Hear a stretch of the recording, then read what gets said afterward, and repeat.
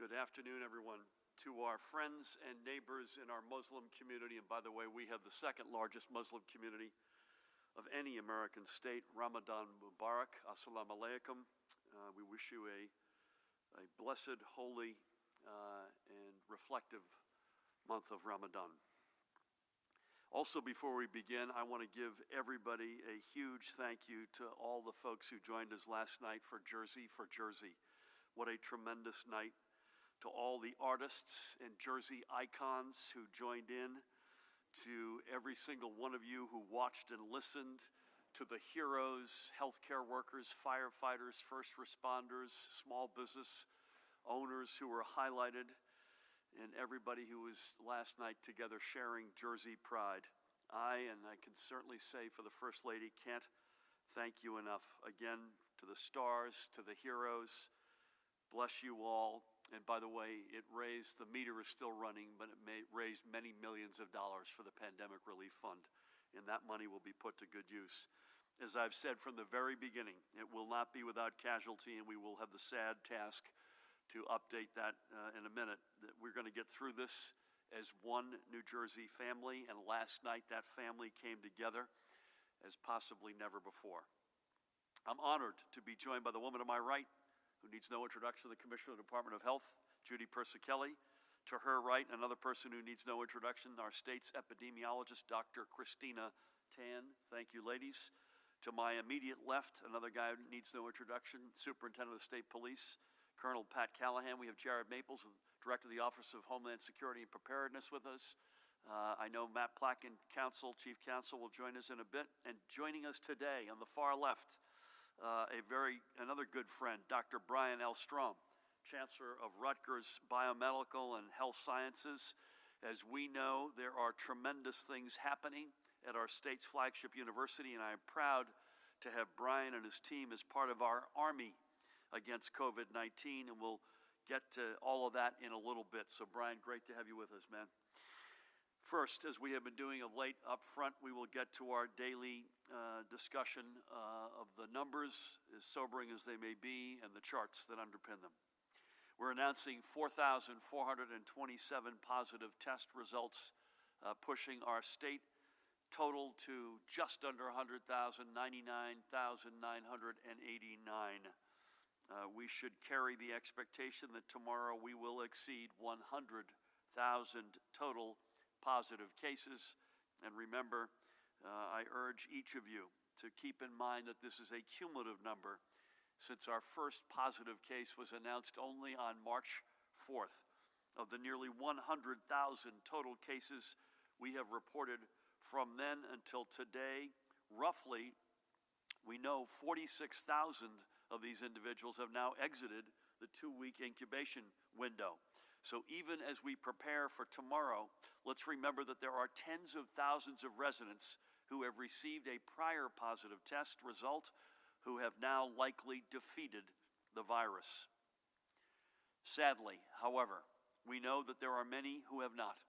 And today we also report 307 additional deaths of precious souls and members of our New Jersey family, meaning that we have now lost a total of 5,368 blessed residents in New Jersey to COVID-19 related complications.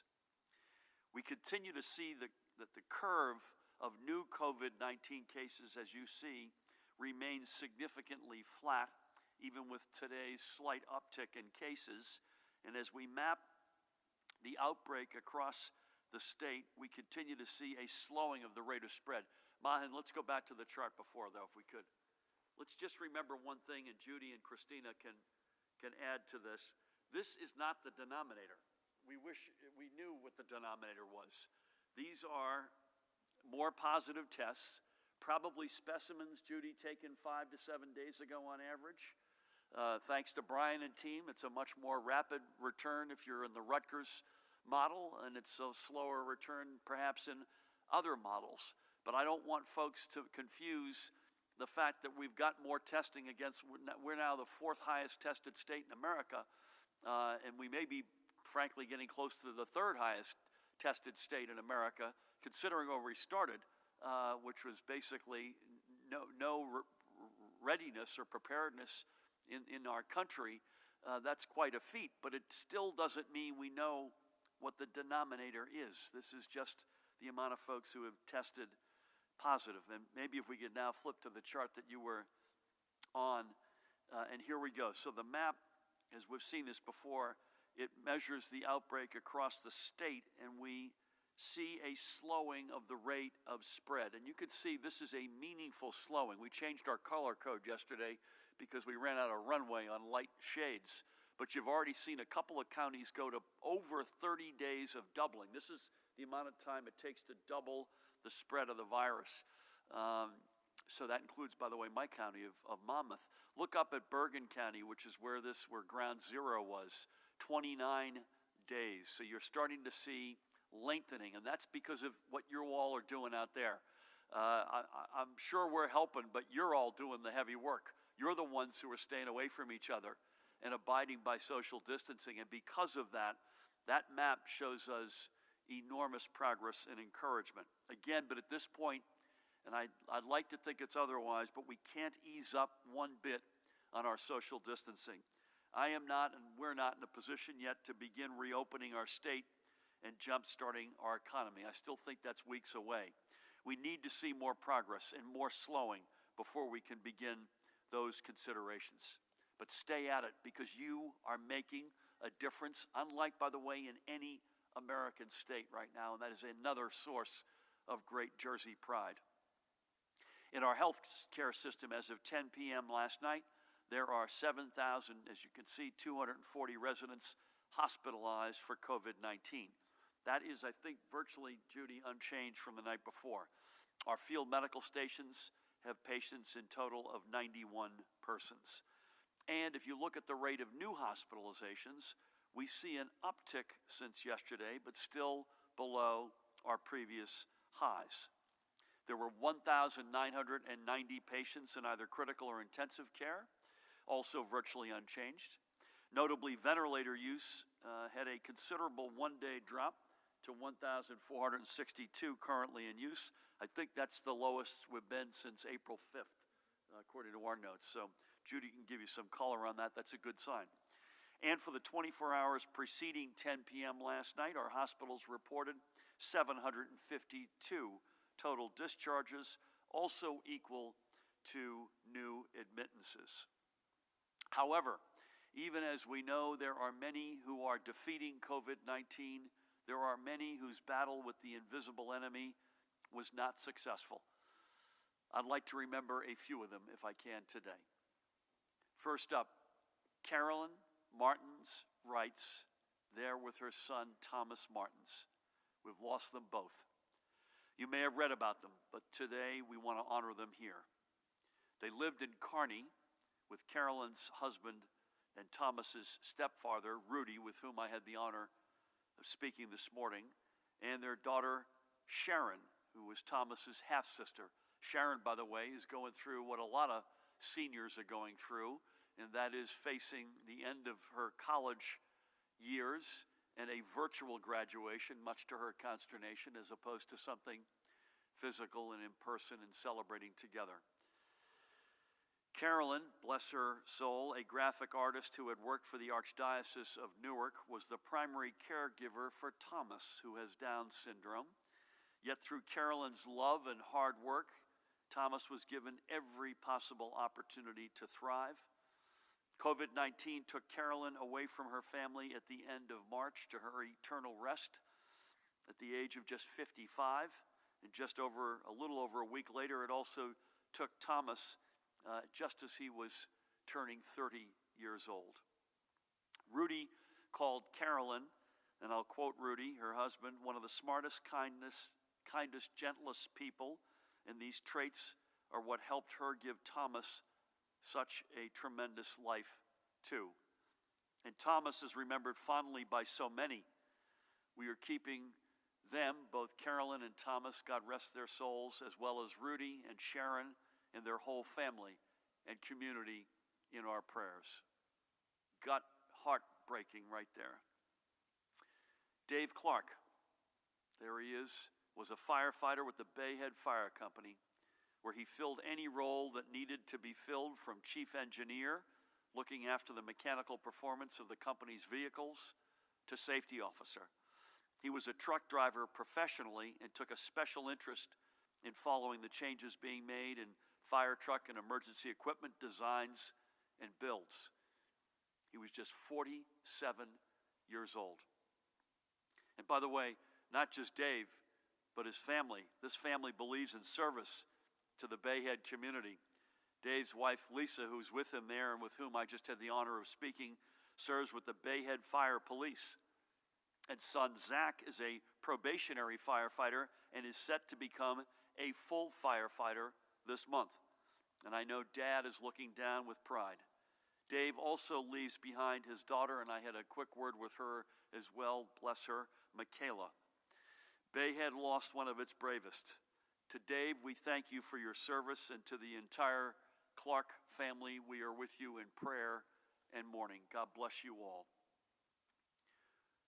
Pat will know this guy, Rick Vanderklok, 71 years old, of Wayne.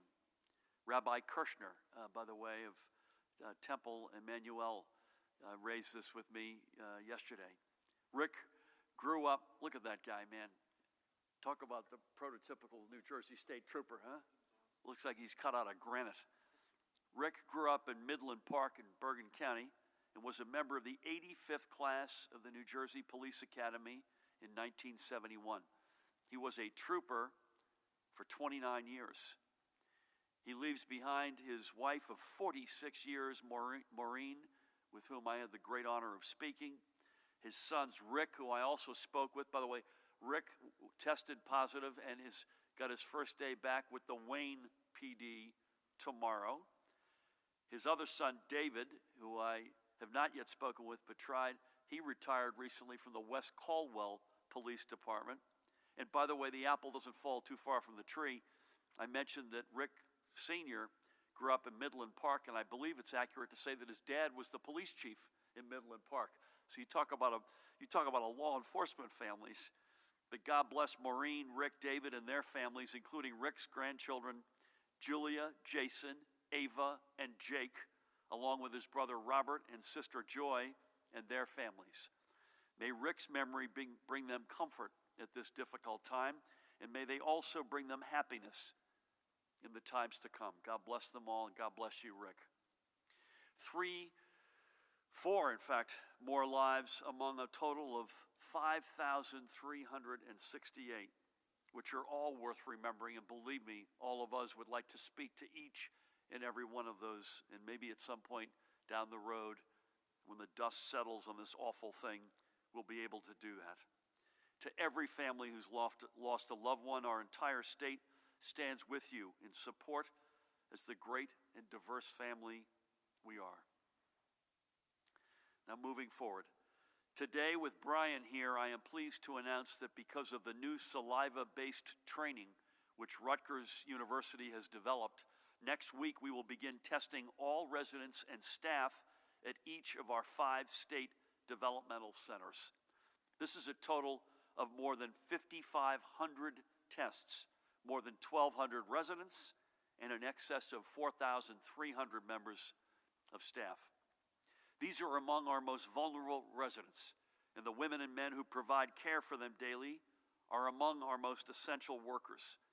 They are dedicated employees who are showing up 24/7 to help care for the adults with intellectual and developmental disabilities who call, by the way, our centers their home. These doctors, nurses, direct care staff, food service providers, housekeeping staff, and many others are doing an extraordinary job and are making a difference in the lives of so many who have no other place to turn, by the way.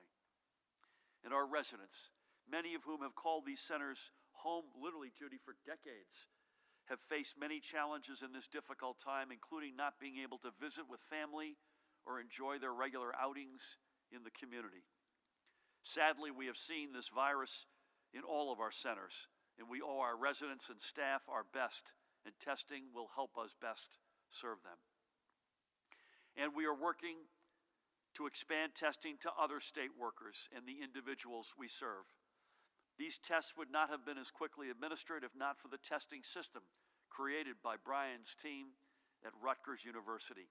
And it should be noted, this testing system is already going into wide use by our state's largest healthcare systems, at the PBA-sponsored first responder test sites, and soon at many other places statewide.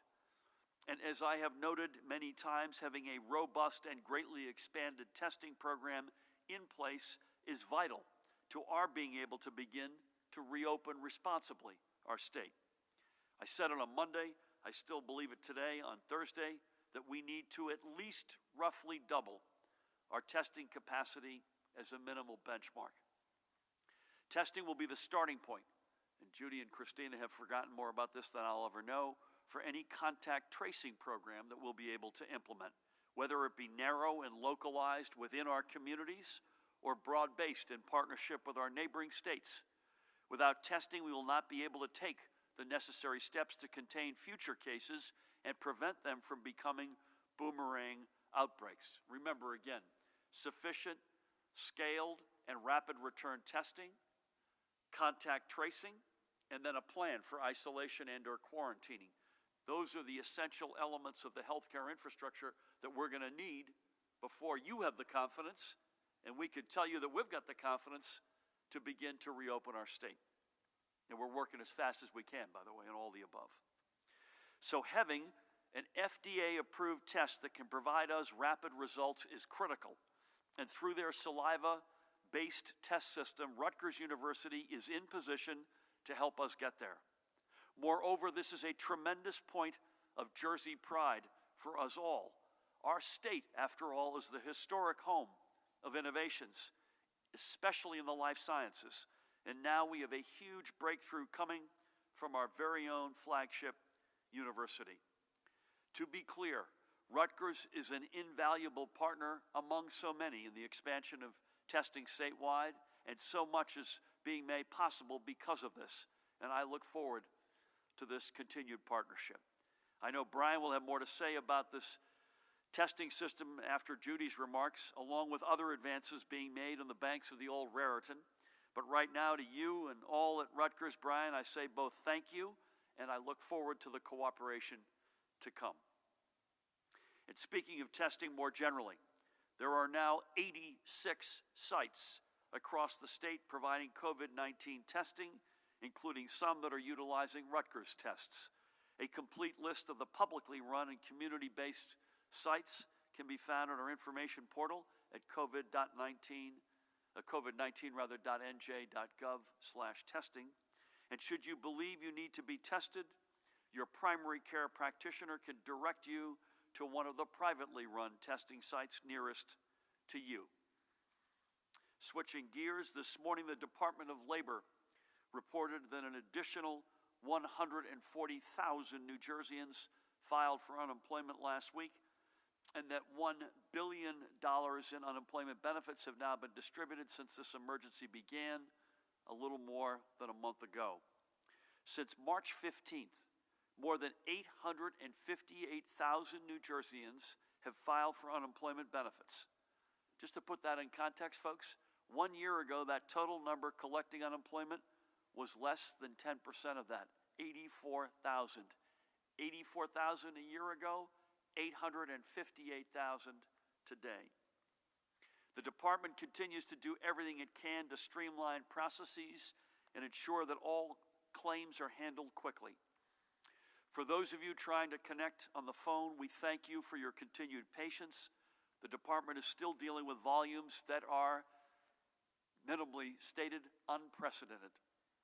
We urge you to go to our online hub again at covid19.nj.gov and search unemployment for answers and additional links to many of your questions regarding things like eligibility, benefits for self-employed workers, how to claim your weekly benefits, and much more.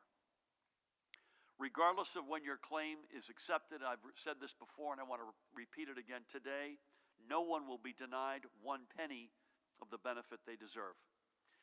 And by the way, if you have lost your job and you could still work, please visit the jobs portal available through covid19.nj.gov, the information hub, which is currently listing more than 66,000 jobs from more than 740 essential employers across the state and across an array of industries. And a reminder that anyone who has left their job voluntarily or who refuses to work at their currently available job is not available, not eligible rather, for unemployment. Now, as we do every day, I'd like to acknowledge some of the really good things going on around our state, whether it be from our corporate citizens or just everyday New Jerseyans. The outpouring of community spirit and support has been critical to sustaining us through this emergency. One of our state's iconic businesses, AT&T and the AT&T Foundation, have partnered with the New Jersey Restaurant and Hospitality Association to provide meals from local restaurants to the healthcare professionals and support staff at our field medical stations in Secaucus and Edison. And AT&T has also stepped forward with critical financial support for the United Way of Essex and West Hudson so they can provide for those in our communities who need a helping hand.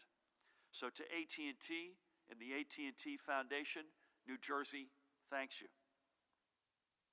I want to also give a shout out to New Jersey-based Premium Nature, and in particular to Shulam Iskowitz and Aaron Stefanski, who came through with a donation of 500 gallons of hand sanitizer to the New Jersey Office of Emergency Management, Pat.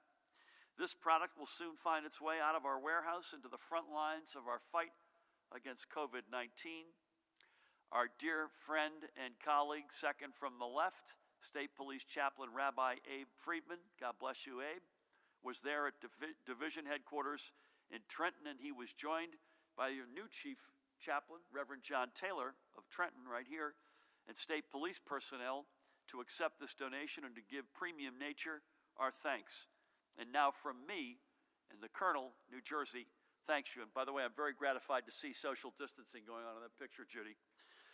And once again, to everyone who joined us for Jersey last night, the stars, the first line responders, heroes, the healthcare worker heroes, to the small businesses who were profiled, and community leaders, also heroes, and everybody who played a part in that, as well as the Jersey takeover on HQ Trivia, thank you.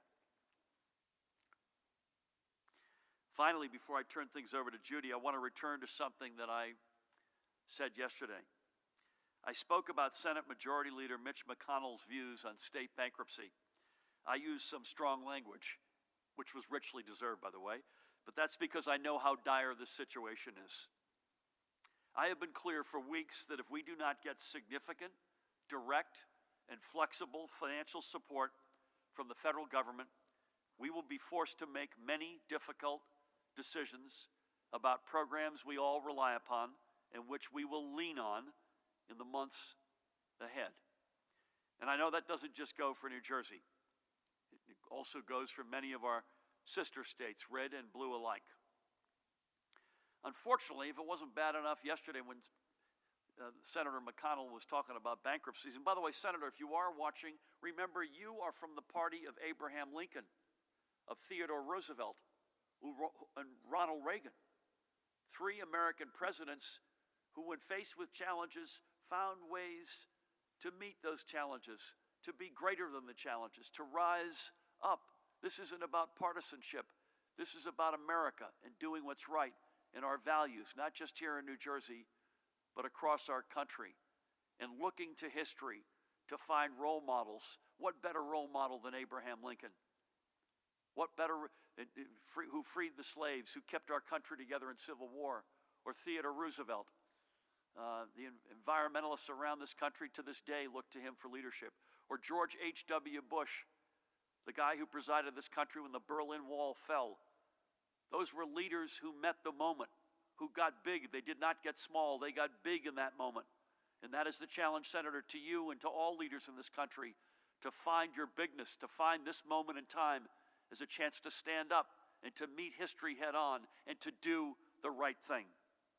So if it was bad enough yesterday talking about bankruptcies, unfortunately we received some additional bad news when the U.S. Treasury Department issued its guidance for how we can use the billions of dollars in funding provided to the state and many of our counties in the CARES Act, which was signed several weeks ago. I have been clear that even this funding, while deeply appreciated, is woefully insufficient to address the scale of the revenue loss that we are experiencing due to our mitigation efforts which are working, by the way, and are saving lives. I was assured that this funding would be able to be used flexibly by states, filling holes that we now must deal with. Those assurances apparently were empty. Treasury's guidance renders much of this funding literally unusable, and without additional flexibility will mean that we will likely not only not be able to use it, but we'll have to return a good chunk of it to the federal government. Let me explain, in case you're wondering, what this means. Unlike the federal government, we can't print money, by the way. The federal government can also run trillion-dollar deficits every single year. New Jersey can't. By the way, just like New Jersey's families, I might add, have to budget based on certain income and certain expenses. And for the past 2 years, we have done something unique for New Jersey. We actually put some money away for a rainy day. When we close our economy, as we have had to do to crack the back of this virus and to slow its spread and to save lives, that income goes away. If the federal government doesn't do its job and support New Jersey's families, we may not be able to keep our teachers, cops, firefighters, and paramedics employed. The very people who are on the front lines every day. And we'll have to send this money back to Washington. Sadly, the message from Washington to our first responders and to our educators and to others on the front lines is clear. As you work tirelessly to stop this pandemic, to keep people safe, our national leadership thinks you are not essential, and in fact that you should fear for your jobs. And again, I was reminded by someone yesterday, whenever anything goes into bankruptcy or there's a financial catastrophe, the people who pay the biggest price are our seniors. Think about that as well. So again, let me be clear. $1.8 billion from the CARES Act several weeks ago, we're happy for it, but it was never enough to begin with. But at the very least, we should be able to support our people and help keep the funding that municipalities and school districts are expecting to stay whole. I and my staff have already reached out to Senate Democratic leaders Chuck Schumer's office. I spoke with Speaker Pelosi last night. We've been on with their respective staffs. We will not relent until the federal government provides the support we need to protect the services that millions of residents rely upon. And remember this, I and we will never stop fighting for you. We will fight this to the death. With that, please help me welcome the woman who needs no introduction, the Commissioner of the Department of Health, Judy Persicelli. Thank you, Governor, and good afternoon. Epidemiologists and chronic disease experts tell us that those with underlying conditions, such as obesity, diabetes, and high blood pressure, are at greater risk for more serious complications and deaths from diseases like the flu, and New Jersey mirrors national statistics on this issue. A recent study of New York City patients with COVID-19 that was published in the Journal of the American Medical Association provides further evidence of this elevated risk. The study examined 5,700 patients hospitalized with COVID-19 in New York. The most common comorbidities among these individuals were hypertension, 56.6%, obesity, 41.7%, and diabetes, 33.8%. Of the patients who died, those with diabetes were more likely to have received invasive mechanical ventilation or care in the ICU compared to those who do not have diabetes. Of our COVID-19 deaths, the breakdown of underlying conditions is as follows. Heart disease, 60%. 42% had diabetes. 20% had chronic lung disease, such as asthma, emphysema, chronic obstructive lung disease. 16% chronic renal disease, 15% neurological disability, 11% had cancer, and 31% had other chronic diseases. Given this greater risk of severe illness and death, the Department of Health is recommending that all individuals who have even mild symptoms that could be associated with COVID-19, such as fever, cough, tightening in the chest, call your doctor and get tested, especially if you have underlying conditions. Today we report 7,240 hospitalizations last night, basically flat over the last 2 days. There are 1,990 individuals in critical care, of which 73% are on ventilators, which is much lower than we have seen previously. I know there's a request for hospital discharge data by location. We are still looking into that, and as soon as we can get that from the discharge data set, we will share that with you. Today we are reporting 4,247 new cases for a total of 99,989 positive cases in the state. And sadly, 307 new deaths have been reported to the department. The breakdown of deaths by race and ethnicity is as follows. White, non-Hispanic, 53.6%. Black, non-Hispanic, 20%. Hispanic, 16%. Asian, non-Hispanic, 5.4%. And other non-Hispanic, 5%. Today, the veteran homes are reporting 5 additional deaths associated with COVID-19. We also are receiving reconciled data from our long-term care facilities. And we are also starting to look at death certificates to reconcile individuals who have died with a primary diagnosis of COVID-19 and or a secondary diagnosis associated with COVID-19. We do expect that you will see on our dashboard an increase in the number of deaths because we are including probable mortalities from COVID-19. As you know, across many other states and certainly in New Jersey, our long-term care facilities are reporting cases and deaths. There are 446 long-term care facilities in the state right now that are reporting COVID-19 cases for a total of 13,769 cases. In collaboration with Cooper University Health System, we started yesterday testing 3,000 long-term care residents and staff at 16 long-term care facilities in the southern part of the state. Our goal is to contain the spread of COVID-19 among these facilities in the southern part of the state that is not experiencing as many cases compared to the northern regions and where we see a possibility to actually decrease the spread and save lives.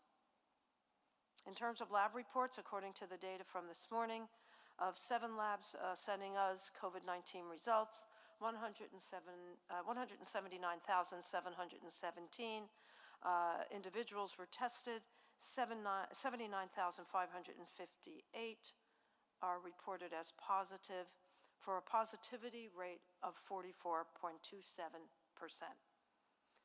So I want to mention our call center again for individuals looking for COVID-19 information. As you know, the state, working along with New Jersey Poison Information Center, established a dedicated coronavirus hotline in January, reachable at 1-800-962-1253. Since that time, trained health professionals have taken more than 25,000 calls. Additionally, NJ211 has answered more than 15,000 calls from residents seeking general information. These continue to be excellent resources for information on the virus and the state's response. As always, I thank you for staying home and maintaining social distancing. Stay connected, stay safe, and stay healthy. Thank you. Judy, thank you for that update and for everything. Counties, just briefly, the same 6 counties continue to be the leading locations for positive results, and that's in order: Bergen, Hudson, Essex, Union, Passaic, and Middlesex, and that's the 6 that we've had.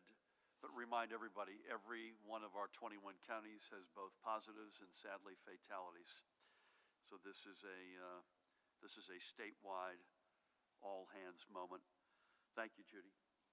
I mentioned him earlier, and I'm going to ask him to say a few words, but Brian Strom is an outstanding leader as chancellor, one of the chancellors at Rutgers, and in his case, in overseeing the biomedical and health sciences. He's a guy I've gotten to know over the past few years, and he and his team, as we've mentioned many times in these briefings, and we mentioned earlier in our remarks, have been leading a pioneering saliva test-based COVID-19 test protocol. And by the way, we know this for a fact, including from the White House, that the Rutgers test protocol is being held up as a model, not just in our state, but nationally. And so with that, Brian, it is great to have you with us. Please help me welcome Dr. Brian L. Strom. Brian? Thank you. First, I'd like to begin thanking the governor and the health commissioner for guiding the state through this worst pandemic in the century.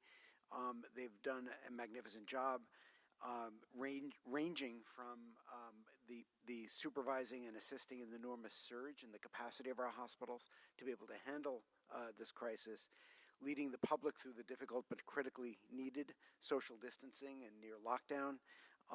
We would not be doing anywhere near as well. The curve has flattened, as you've seen, now coming to a plateau, and we wouldn't be doing anywhere nearly as well without their expert leadership.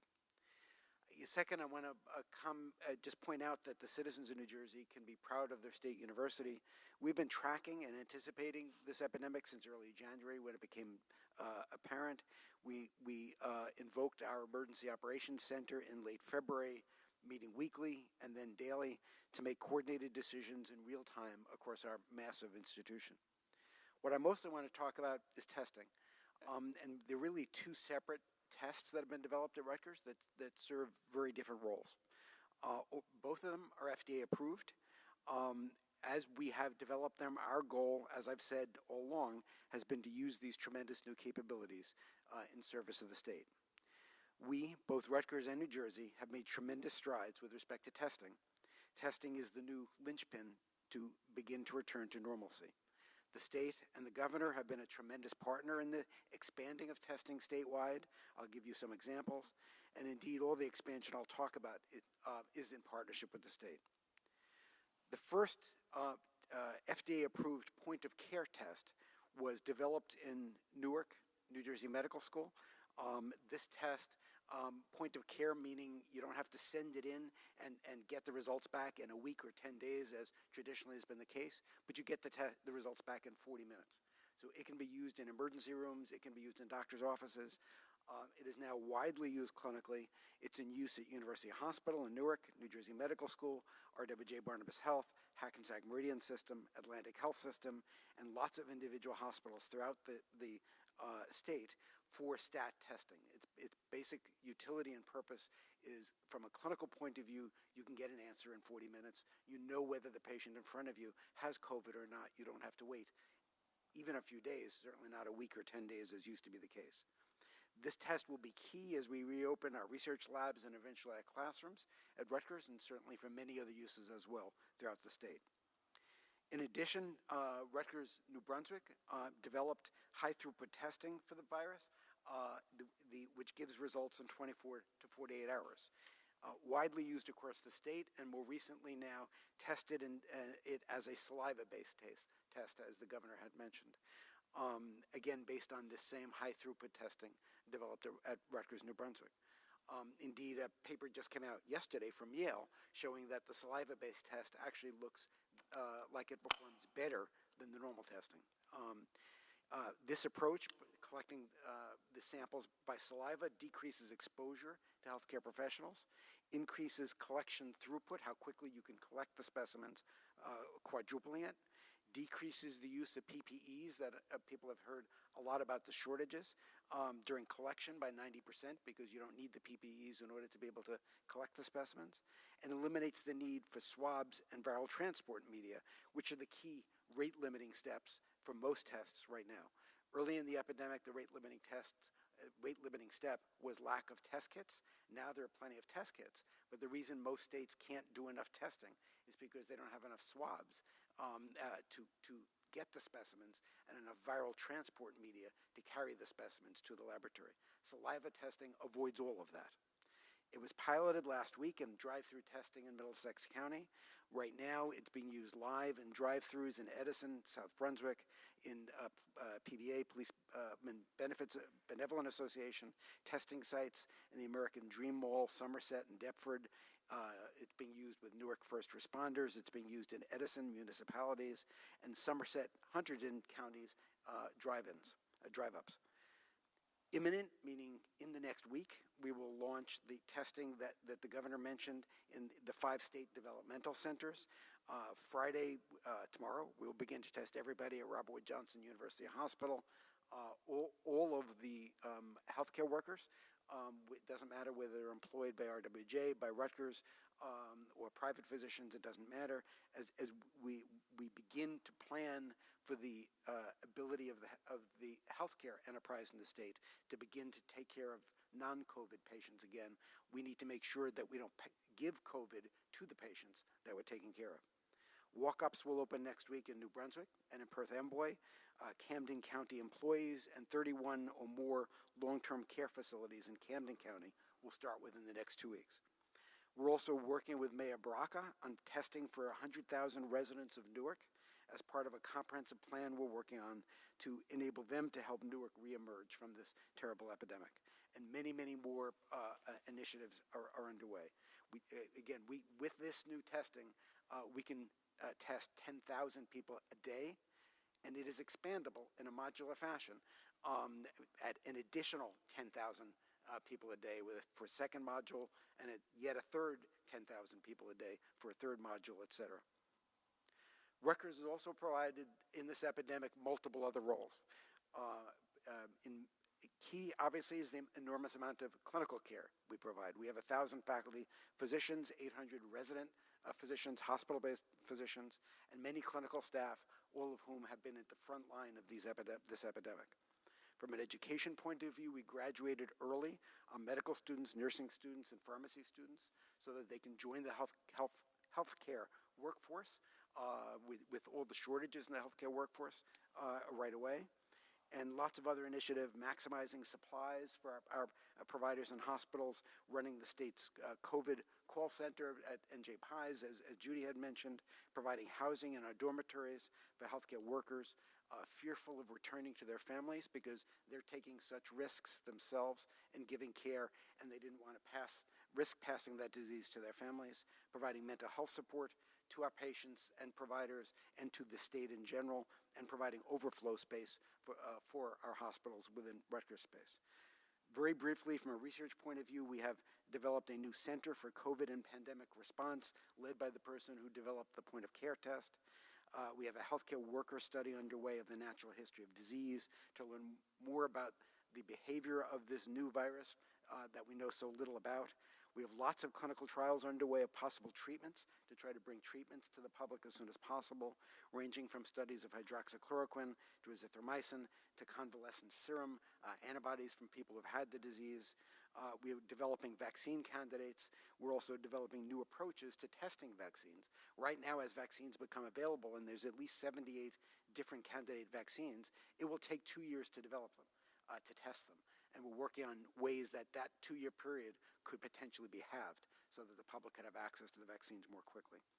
So finally, I'd like to conclude by echoing what the governor and health commissioner have said. Most important right now is social distancing.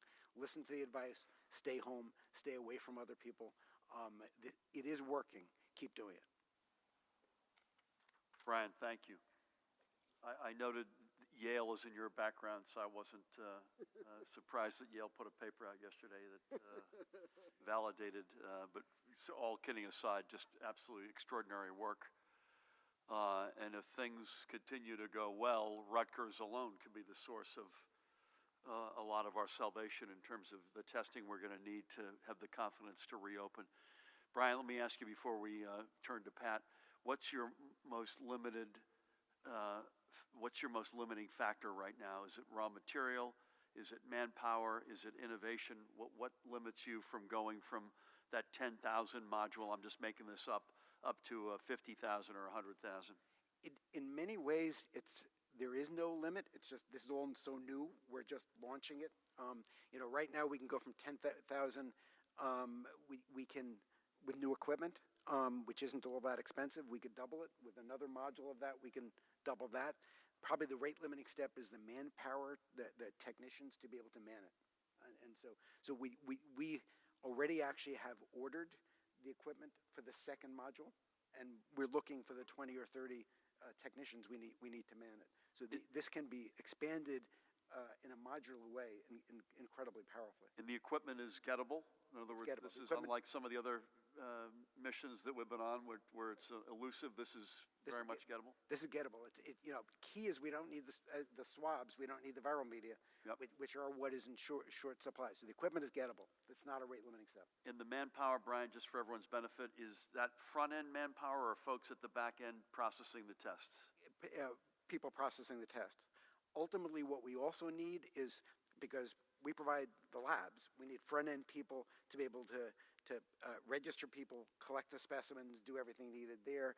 We need further back end people to be able to record the results, report the results to the state, to the patient, and so on. So we come in with the lab. There's a front and back end that needs to be added to each use, to each application. And one more, the saliva test, again, for folks watching, turnaround till you know whether you're positive or not is how long? 24 to 48 hours. And do you see that potentially shrinking? Not a lot. It takes that long. Some of it is getting the saliva to Piscataway, and then it's run in a batch in Piscataway, and then getting the reports back to people. So when you need an answer right away, you want to use the point of care test. That you have 48 hours. And Governor, you're asking a very important question. As the state develops an appropriate testing strategy, you want to use both of them in different ways. The point of care is viral based as opposed to saliva. Correct. The point of care uses nasopharyngeal swabs. Right. We are testing that for saliva also, but so far that testing is not finished. Clearly, if I was going to ask you that, you took the words out of my mouth. Clearly, if that worked for saliva, you've then got a very quick turnaround, and exactly. So it's a game changer at that point. Yes. Extraordinary work. I mean, sometimes, I would say many times, our nose is pressed too close to the glass to remind ourselves how extraordinary our state is and how extraordinary Rutgers is, because the conversation that we're having right now, and I think Judy and Christina will attest to it, is not a conversation that is happening in many places around the country, if not around the world. And that's thanks enormously to our leadership and in specific to our flagship university. Brian, thank you for that. I suspect folks will have questions for you. With that, before we turn to questions, and we'll start over here with Matt, but if I could ask, and I know I should say this for those of you watching the live stream, we've had some technical challenges. Are they behind us at this point? Not yet, but we're endeavoring to prove that we are the state of innovation and we can figure out the live stream. And secondly, we do have an unusual VTC with the White House tomorrow. They've typically been Mondays and then occasionally Thursdays. Tomorrow, I'm not sure why. I assume it's the schedule of the president and vice president, but we have one tomorrow. So we're going to gather tomorrow at 3 p.m. Is that correct? 3 p.m. here tomorrow. Unless you hear otherwise, we'll be together again Saturday back to our usual 1 o'clock time. So before we do, any questions, Colonel Callahan, any updates on compliance, PPE, capacities, or other matters? Thank you. Thank you, Governor. Relatively quiet overnight. I'll go through it briefly. In Newark, 57 EO violations were issued, as well as 2 businesses were closed. In Cinnaminson, police responded to a gathering on the banks of the Pennsauken Creek. They issued 12 summonses. They had a bonfire and were just socializing with alcohol. In Morristown, a subject was trying to get into a group home, which was not his residence. He was ultimately cited for the EO violation and charged for possession of a controlled dangerous substance. In Lindenwold, a subject purposely drove his vehicle into an unoccupied police vehicle and then tried to get through a gated parking lot and then ultimately drove into an occupied police vehicle. He was subsequently charged with aggravated assault on a law enforcement officer, trespass, resisting arrest, obstructing, and an EO violation. And Patterson responded to an open billiards pool hall where the owner of that was issued in violation of Executive Order 107. And I can just, if I could take a second on a personal note, I did not know you were going to talk about Rick Vanderklok, a longtime friend. I saw him a few times a year, mostly at our former troopers' picnics. He was an avid collector of police patches, and there was not a picnic where he did not ask me. In the next few days after the picnic, I spent gathering up patches. I think the last one was our Sergeant Major patch, which is a very rare patch in the state police. And he loved the state police. He epitomized a state trooper, and he epitomized our mantra of once a trooper, always a trooper. So thank you for recognizing his service to the state, Governor. The least we could do, I looked at his photograph earlier today, and we lost Brian Dennehy, a great actor, a few days ago. I don't think related to COVID-19, and I thought Dennehy in his day could have played Rick. They each look like carved out of granite. Thank you for that, Pat, and for everything. So let's start over here. We'll start with Matt Arco. And if you could limit it, folks, to a few questions, that would be a big help for us. Great. Thanks, Gov. It's curious if the Department of Health is still at Andover today and if it approved the hiring of the 3 consultants it called upon for the nursing home to retain. Curious how many nursing home inspections has the state conducted in response to the outbreak, and is the state doing any coronavirus testing in nursing homes? I think you touched on this, but is the state doing any widespread testing in nursing homes or long-term care facilities? Excuse me. And last one, May 1 is next week, and the start of Memorial Day weekend is in 4 weeks from tomorrow. Governor, I'm curious what you can tell New Jersey residents about what the Jersey Shore and beaches could look like by then. What's next week? Did you say May 1? Yes. Yep. Judy, do you mind if I say a couple of quick things, and we'll turn it to you? I think Judy alluded to the inspections of the long-term care facilities, but she can come back to that and the specifics on Andover. And obviously, this is something that is a major focus of ours. And by the way, it's not just in New Jersey. This is a tragedy and an uneven performance to be charitable by operators around our state and around the country. And we continue to be very frustrated and about that, as I know many of you out there do as well with your loved ones. Too early to tell, Matt. I don't think there's going to be a whole lot to tell you on May Day. Which is, I guess, as you suggest, next week. And I know we won't have much to tell you about Memorial Day. We are still going to, I hope within the next couple of days, go through the broad parameters of what we think a reopening may look like, at least as a principles matter, but it won't be associated with specific dates. And you could see the numbers that and again, let's never let this become abstract. Let's remember these are precious human lives who are either sick or who we have lost, or importantly, trying to prevent from becoming sick. But we've made a lot of progress. That map really is encouraging that we show. We've made an enormous amount of progress, but the numbers show when you've got 7,000, 8,000 people hospitalized, 2,000 in ICU beds, 1,400 or 1,500 ventilators in use, 307 lost lives. We're just not out of the woods yet. But we do want to share with you at least the principles that will guide us, and we'll do that soon. Listen, I'll be the happiest guy in New Jersey, maybe America, if we can have some semblance of normal on the Jersey Shore. And Memorial Day weekend is maybe literally my favorite weekend of the year because as governor, I go around not just the shore, but I had committed this year to do some lake visits and to sort of celebrate the opening. And you know, even if we're back on our feet, I'm not sure by Memorial Day, but whenever it is, it's going to be a new normal. We're not going to be packed in with each other anytime soon. So even if we are able to achieve some success, it's going to be a different kind of success than we're used to in the past. Judy, anything on either Andover specifically or nursing home inspections generally? On Andover, I know that CMS has finished their survey, and you'll have to check their site for when they finish their report and post it. Overall, we've done over 30 surveys since last Friday. Could be as high as 32. They're out again today. 5 or 6 additional will be surveyed today. We look at the statistics, prioritize where we're going to go, and then we also respond to any incoming that we get, any emails and complaints from on our complaint hotline that don't seem to look similar to the information that we have. To the other thing that Judy has said, this is very manpower intensive. You've got to be qualified, and it's heavy PPE laden as well, and those are all realities. So thank you for that. I'm Matt Plack, and I introduced you in absentia. I want to make sure you knew that as our chief counsel. Elise, please. Good afternoon. Good afternoon. The first question is from Nikita at NJ Globe. Nikita asks, a few weeks ago, the governor said he had not yet had discussions with legislative leadership about fast-tracking marijuana legalization to secure a revenue source for New Jersey.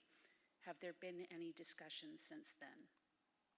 And my question is, regarding the Rutgers tests, when do you expect to hit 10,000 a day? Could we reach a point where we don't need the swab tests at all and the Rutgers developed tests become the standard in New Jersey and elsewhere? And at the same time that the Rutgers tests are expanding in use, are you continuing to ask the federal government for test kits?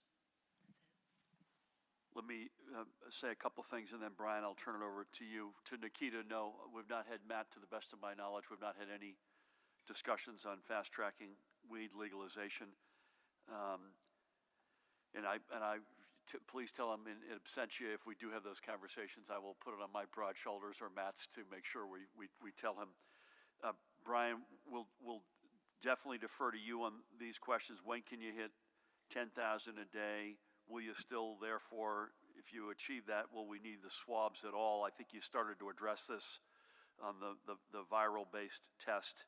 And I can say this, are we going, can it be a standard not just in New Jersey but beyond? I think it can be.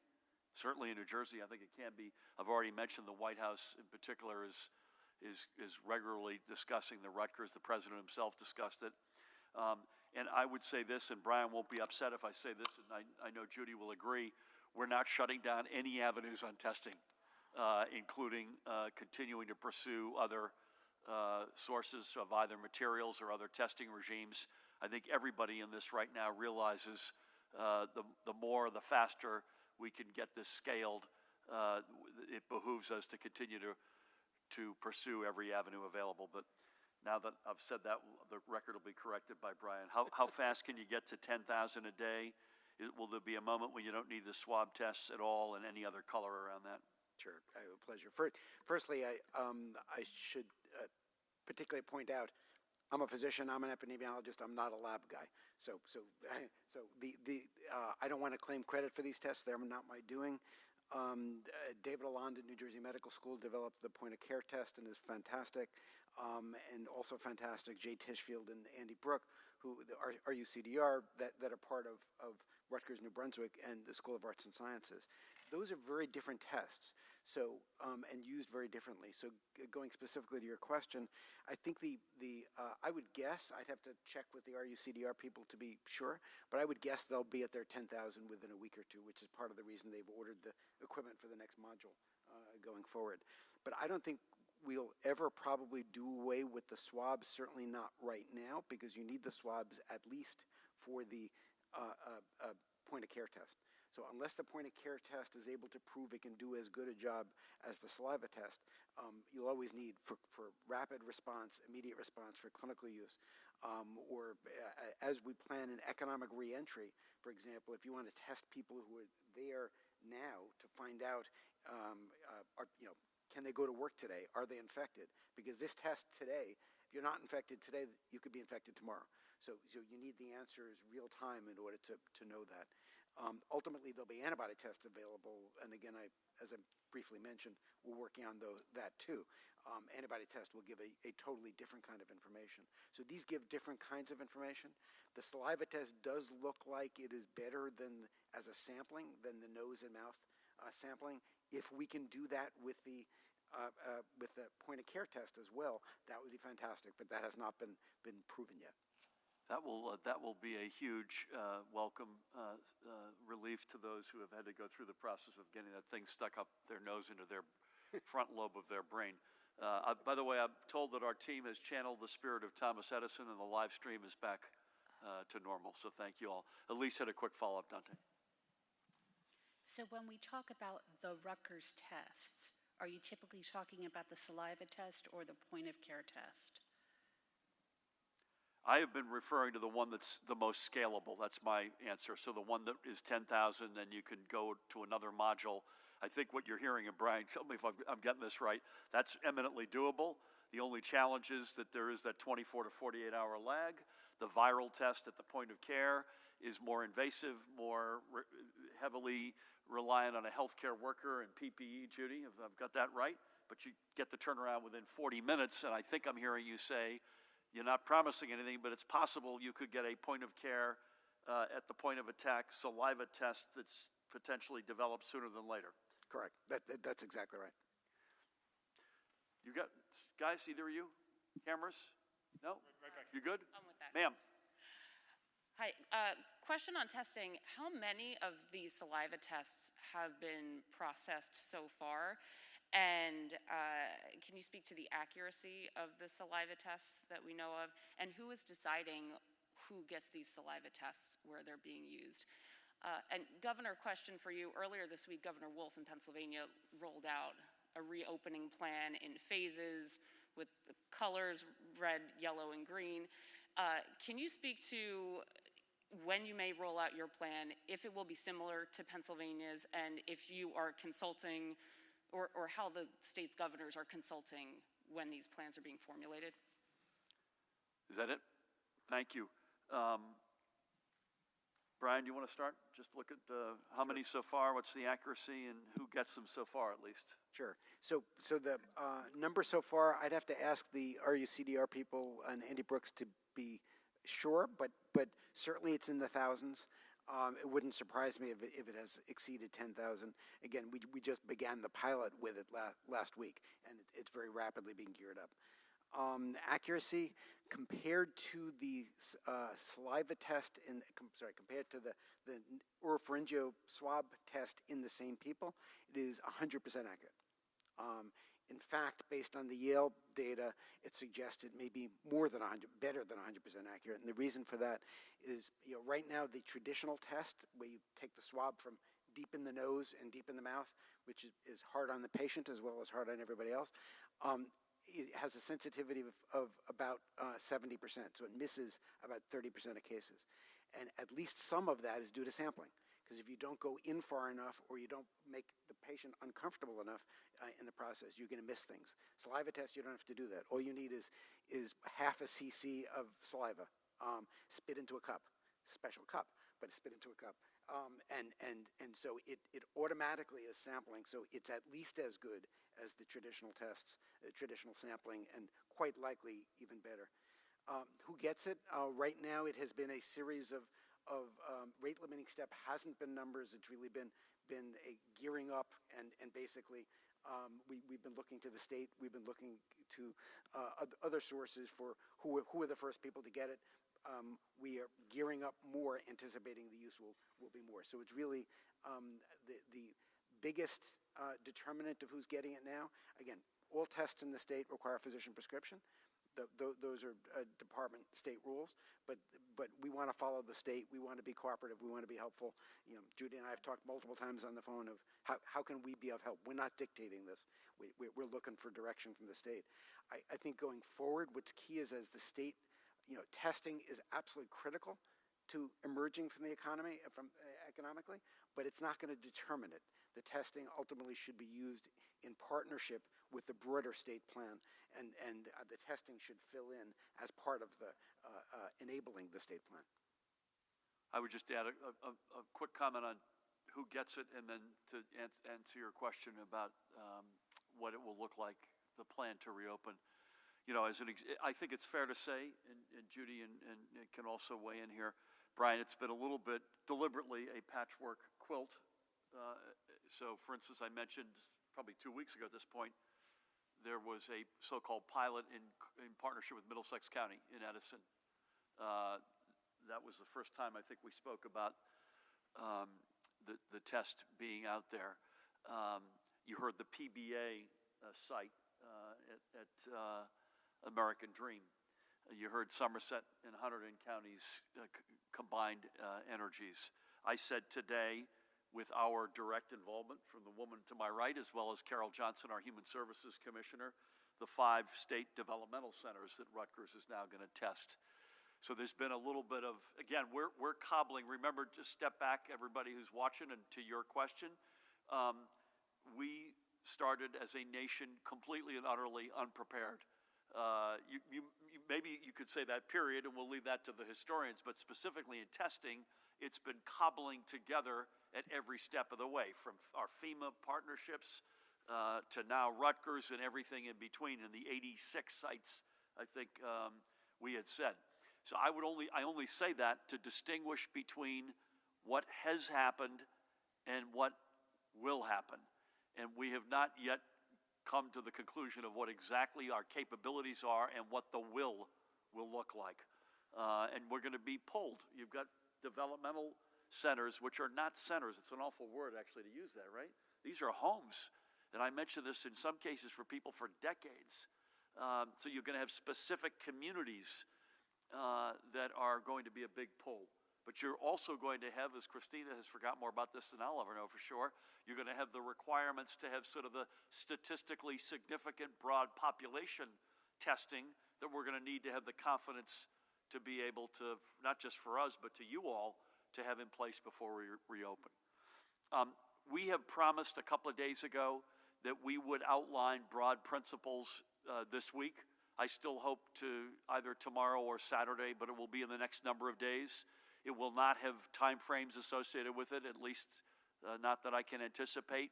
But we do owe folks the broad principles of what we're looking for in order to give us the confidence that we can begin to move to that phase. I can't tell you at this point whether our color scheme will be the same as Pennsylvania's, but the notion of something like that is broadly similar to what we're thinking about. So thank you. Ian, to you. Thank you. Governor, an immigrants' rights group issued a report today detailing numerous health and financial problems undocumented immigrants are facing in the state. They're asking for $600 a week in payments to those who have lost wages. Is that something you might do? They're also calling for expanded access to health care. We've heard about people being sent home from hospitals and being unable to get tested due to lack of insurance. Is there more that we as New Jersey can do to ensure the undocumented can get tested and get care? You've mentioned the state is working on preventing widespread outbreaks of the coronavirus at long-term care facilities in the state's southern region that haven't yet been impacted. Can you give any more details on that? And finally, is there any guidance yet on Memorial Day parades, which are such an important part of the fabric of many of our communities? Thank you. Thank you.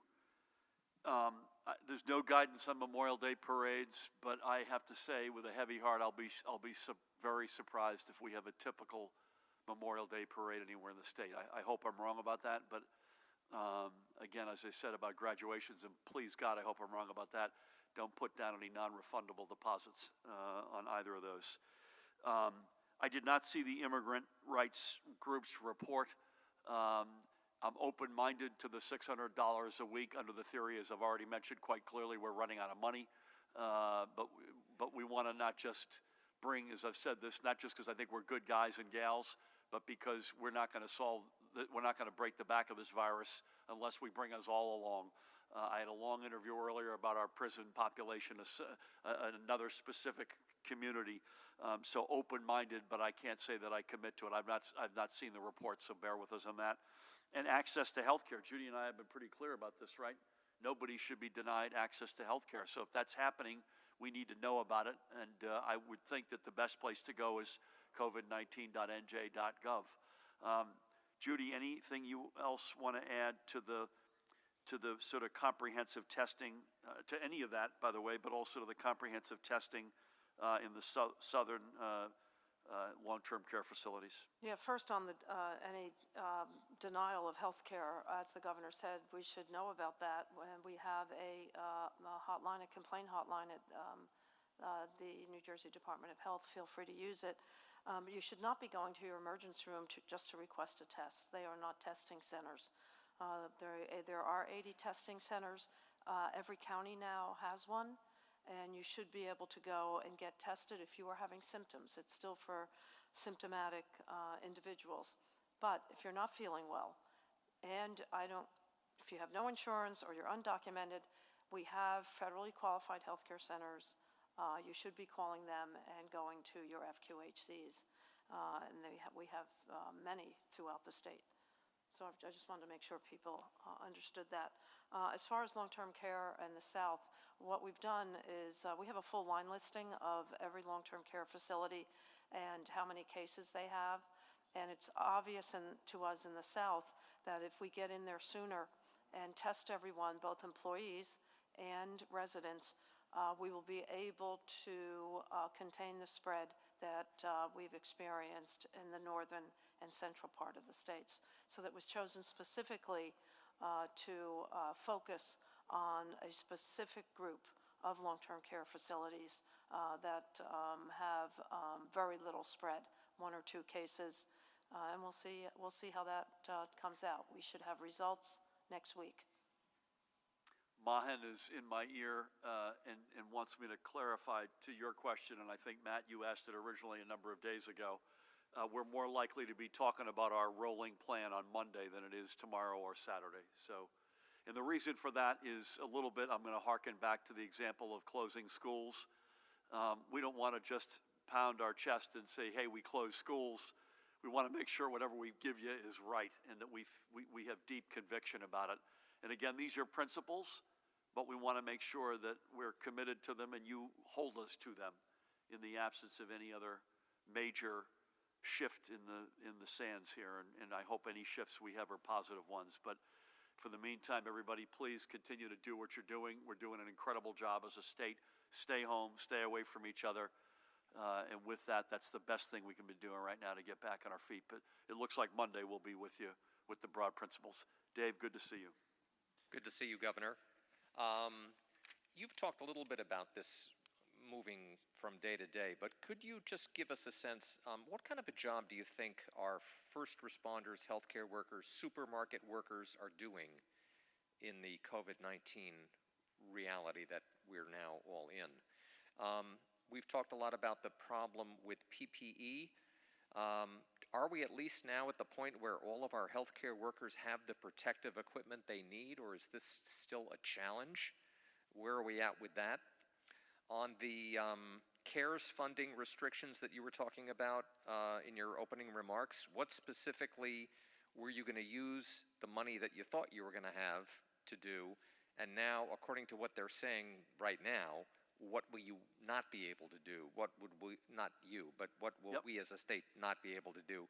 And finally, and most importantly, it seems this saliva test, which we were calling a spit test, but now it's a saliva test.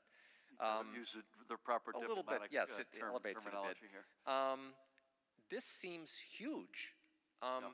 10,000 next week? I mean, I know Elise asked, when are we going to reach 10,000? You said next week. When are we going to reach 100,000? So presumably we could do mass testing. I know Dr. Tan a couple of days ago said, well, on the 15 to 20,000 test, why is that? And she said it's not a magic number, but we do what we can do. We work with what we have. It would seem that this could be huge in terms of getting a broad element of testing in New Jersey. Yeah. So may I just give a couple of quick thoughts, and then I suspect there are several up here who may want to respond to this, including not just Brian, but Christina and Judy as well. And Pat, you may want to help me on the first one. First responders, I think healthcare workers, first responders, what is how do we rate the job they're doing? A++++. I'll tell you, I don't know about you, if you watched this show last night, a couple of times I actually had to get up and leave the room. Pat and I were texting back and forth. It was so emotional. These folks, I mean, the stories just in that 1 hour last night, including not just healthcare workers, but certainly healthcare workers and guys like Eddie Donnelly, our friend, and other police and fire and first responders, but the small businesses, the small businessman early in that program talking about just making meals for people who didn't have anywhere else to turn, the retail workers, the NJ Transit, bus and rail, the longshoremen, the warehouse, A+++.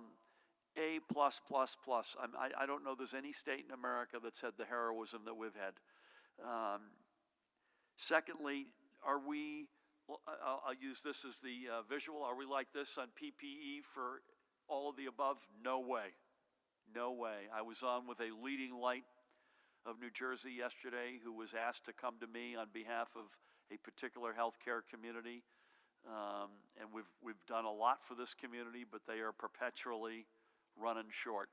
And even if we were batting 1,000 with healthcare workers, Judy, and Pat, and first responders, you got to then go, there's always going to be another ring you got to get to. Warehouses, essential retail, longshore men and women, etc. But A+++ on the job they're doing, the evidence is overwhelming, including many, sadly, who have paid with their lives. We've made a lot of progress on PPE, particularly, this is a little bit like testing. We were not in this business 7 or 8 weeks ago, and Pat mentioned that we've distributed, I don't know how many millions of, double-digit millions of pieces of this stuff. I still spend a good piece of each day calling far-off places in the world to try to get PPE. But Pat, anything you want to add on particularly on the PPE front? It really is almost an hourly conversation. 5 minutes before I walked in, I was on with Commissioner Hicks trying to secure 40,000 to 50,000 cloth masks for inmates so they could be laundered. Our hospitals and long-term care. It is. We're not in a position that we could just stop, whether that's isolation gowns, which are at a premium now, N95s, that decontamination system is going to be huge, and I hope the other two come soon. So I can't envision stopping to trying to procure PPE. I don't know when that'll be, but I hope it's soon, but I don't envision it to be, Gov.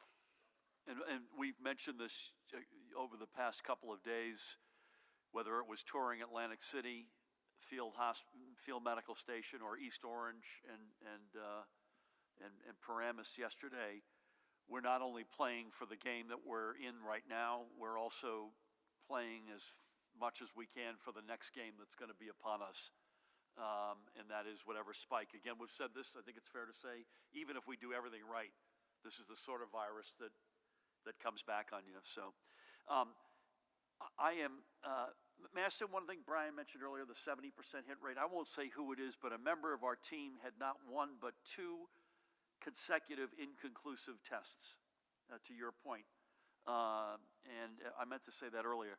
Christina and Brian should weigh in here as well, but I am not, I feel like an epidemiologist in training some days, but I'm not an epidemiologist. I don't want anyone here to confuse my personal background or qualifications. How big a game changer is this in your opinion? And not just the 10,000, but if you hear Brian say it could be 10,000 and then another module to 20, and then with some manpower and buying the right equipment, which sounds like it's achievable in both cases, that could get even higher and higher. How do you react to that?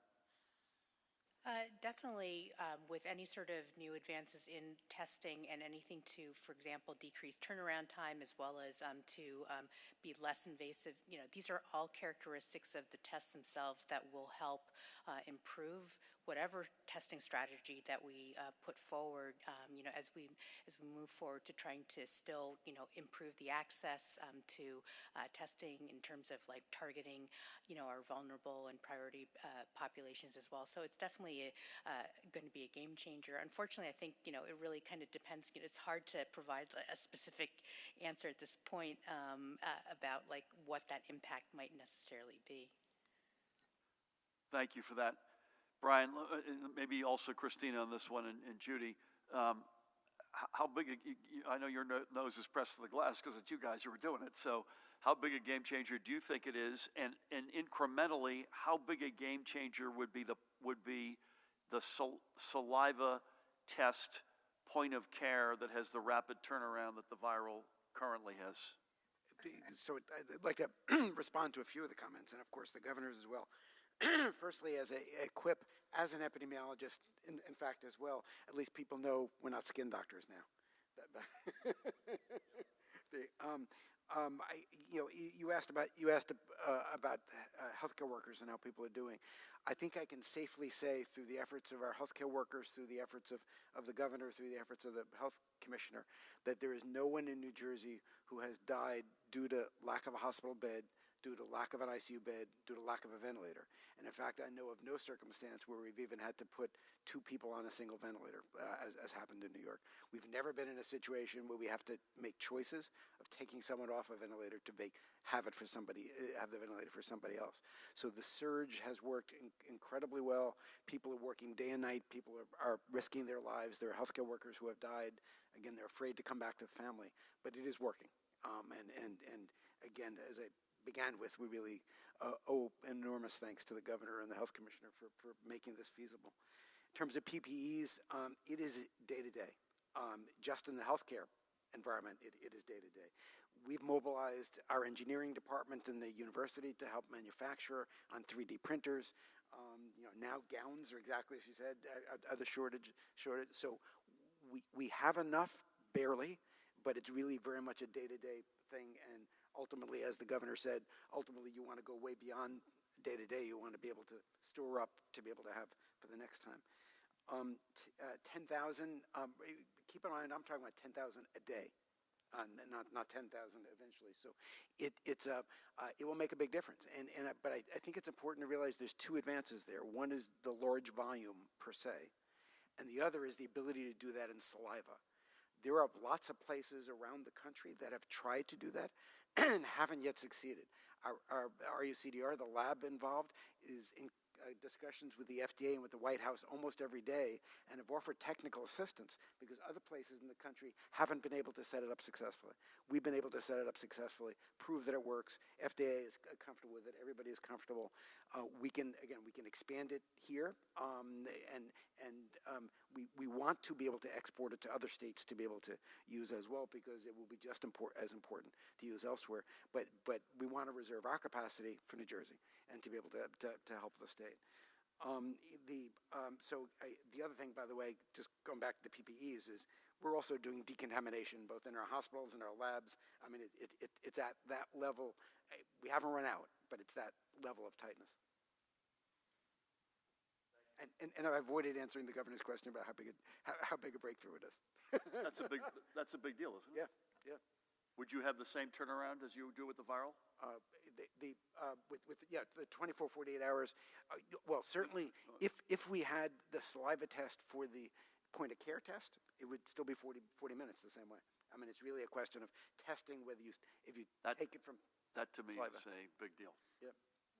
Real quick, Dave. Real quick, is it possible by midsummer mass testing in New Jersey, or is that a dream? Population. I'll take one for the team here. I think it's too early to tell, and it also depends on what you mean by mass testing. But the important point Brian just said was 10,000 tests a day, and that's a pretty good start. That's 140K a week, which is probably still not where we need to be, according to the experts, but it's a step in the right direction. So it feels to me like the curve, Dave. Again, there's 2 non-medical guys here. Unless there's something about you I don't know, the curve feels pretty steep right now of innovation. And please, John, you'll close us out. Yeah, I have a couple from Daniel Munoz of NJ Biz first. Is he okay, by the way? I don't know. Okay. Could somebody mind? Can you reach out to him? Thank you. Go ahead. Governor, you mentioned there's upwards of $1.8 billion of federal aid the state can't use because of Treasury's new regulations. What regulations exactly are tying the state's hands, and how much of the federal aid can the state still use even with these new guidelines? And then others, on Lakewood, there have been 2 raids in Lakewood. Can you speak to any specifics about what you're seeing there, specifically a company that may have had ventilators in a warehouse and another company that was involved in possible hoarding and price gouging? Have you gotten any reports independently of those kinds of activities out of Lakewood with those specific companies? And the Rutgers test, I know you've addressed a little bit of this, but is it play into your, at what point will asymptomatic people be able to go and get tests to help with that reentry? And Governor, you've talked about these doubling rates, you've shown the maps, you've shown the flattening of the curve, and earlier this week you used the phrase relative stability, but that still means there's a significant number of cases, a number of people dying and becoming ill under that flattened curve. Do you think, is there a concern on your part that people see that and back off and start chafing at some of the restrictions and think, okay, the curve's flattened, we can dial it back now and go outside, go to parks? And any thought to that? I'm going to ask Matt to come here in a second. I will just quickly on the Lakewood, and Pat may want to come in behind me on this one. Because it looks like it's a law enforcement matter, we won't have much to say on the specifics of it, if anything. U.S. Attorney, FBI, I believe, are both involved, and I'm sure our Attorney General is or will be involved. So this is not specific to your question, and again, you'll permit us for not being able to talk specifics. But as a general matter, if somebody is trying to hoard or price gouge in this hour of need, they deserve that special place in hell. So that would I just say that as a general matter. I'll stay on, John, and just address your last point. The answer is yes, we do get concerned about that, which is why every single day I say to folks, while it's better than it was, we're not out of the woods. When you lose 307 precious lives today, or we announced that today, and while the hospitalizations have flattened, Judy, but they're in the 7,000 to 8,000 people range, right? And the ICU patients are, consistently 1,800 to 2,000, and ventilator use, while it's better, is still high. And the map looks better. We get all that, but we are not out of the woods. And the great news is, and this is the one part of that poll that came out the other day that I really latched onto, not only is there enormous compliance, including, as was pointed out to me, by people who, by definition, many people who have lost their jobs, who support a lot of the closing down, even in the teeth of enormous personal financial pressure, which is just extraordinary. But the part in particular that I noticed was, and I think my numbers are right, 11% think we've gone too far. 23%, more than double, think we've not gone far enough. So I would just say to folks out there, you're doing an extraordinary job. We have clearly made progress, both up here and far more importantly, with you all. But you got to stay at it. We are not out of the woods yet. Maybe go to Matt and then Judy or Christina on when do you see asymptomatic testing. But Matt, a particular comment, if you could, about the $1.8 billion that we had thought we were in the clear on, and now we're actually believing we're not in the clear on. Sure. So going back more than a month ago, the governor's been calling for block grant direct cash assistance to states, given that the mitigation efforts that he put in place are going to result in dramatic declines in revenue as well as increased costs to confront the crisis. Roughly, I think it was 29 days ago, they passed the CARES Act. It had a coronavirus relief fund, $150 billion for states and localities. The state was due roughly $1.8 billion. There were several counties in the state who were due an additional $1.6 billion. Yesterday, Treasury released guidance on how we can use that money, and essentially it boils down to you can't use it on anything that you budgeted for last year. Well, we have expenses that are new. A lot of those are reimbursable through other federal programs. So this money that's now sitting in an account, literally billions of dollars, if we can't use it for anything that was budgeted for last year, in a very strict interpretation, we're going to have to return most of it. So an example would be education. We've budgeted for education for a year. We're paying for teachers to be teaching students and children through dramatically different means, remote learning, delivering school lunches, doing things that was never envisioned a year ago. Under Treasury's guidance, we can't use this funding. So as we're falling off a fiscal cliff, this money that was put into the CARES Act as a recognition for what states and governors have done to address the pandemic is now of little to no use to us. So we've been actively working with the federal delegation through the night with the administration. I think the governor was actually the first governor to call leadership about this, to make it clear to them that this guidance doesn't work. It doesn't reflect the realities on the ground. And you're going to put at risk thousands and thousands of hardworking public servants who are, taking care of critical jobs on a daily basis if they don't fix it.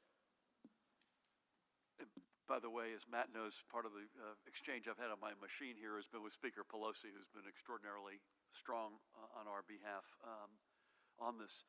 Who would like to, this is our last comments and then we're going to break. John asked about when do you see our doing asymptomatic testing. I think we answered the narrow question yesterday that we need a waiver on the FEMA sites, but they're now only 2 of 86 sites, and obviously you've got Rutgers exploding here. Judy, you want to address that? I can't give you an exact date, but I can tell you that we meet regularly and we're developing a testing task force. The test is the first step.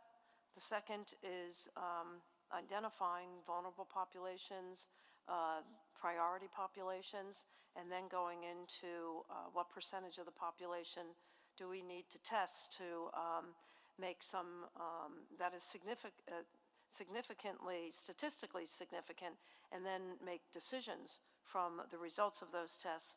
And the more difficult thing is the contact tracing methodology, which is pretty clear through some of the work that is done historically and traditionally by local health departments, and how many contact tracers we need to follow up credibly with the results that we're getting. We've met actually this morning on this, and we should have an outline, I would hope, next week of how we expect to approach this, and then fill in the blanks for how we get the contact tracers and how many we actually need. I don't think I'm revealing any information that's secret, but the work that our communicable disease service has done shows that we need 81 contact tracers for every 100,000 population. So you can figure that out. If we do testing for everyone, how many we would need. But we will have a plan. I've already masked up here, so forgive me for that. A couple of things. One is I've gotten from some good friends complaints that we're using plastic up here, and we got enough of a problem with plastic in the world already. So Mahan, maybe you can help us get to a better place on that. I think as I said a few minutes ago, we're going to have sort of the broad principles outlining of how we see this sort of reopening process going by Monday, and I'm not sure it'll be by Monday, but part of that is going to be at least the broad outlines of the healthcare infrastructure we're going to need as it relates to testing, contact tracing, isolation, quarantine plans, etc. And I just say in the meantime, folks, you have done an extraordinary job. Please continue to do it. That is the one big weapon we have that gets us through this with fewer casualties, and we've already lost too many precious lives, fewer hospitalizations, and faster as opposed to slower. I want to thank the Commissioner, Judy Persicelli, State's epidemiologist, Dr. Christina Tan. I want to thank Colonel Pat Callahan, and our featured speaker today, who I think has given us an enormous amount to be proud of, and his team over the past number of weeks, and you saw some of it in living color today. Chancellor Dr. Brian Strom, there's big things going on at our flagship university, and they are not just part of the Army fighting this, but they are a big part of the Army fighting it, and they're going to play, I think, an even bigger role as we go forward. So to each and every one of you, thank you. We'll be back with you tomorrow at 3 o'clock.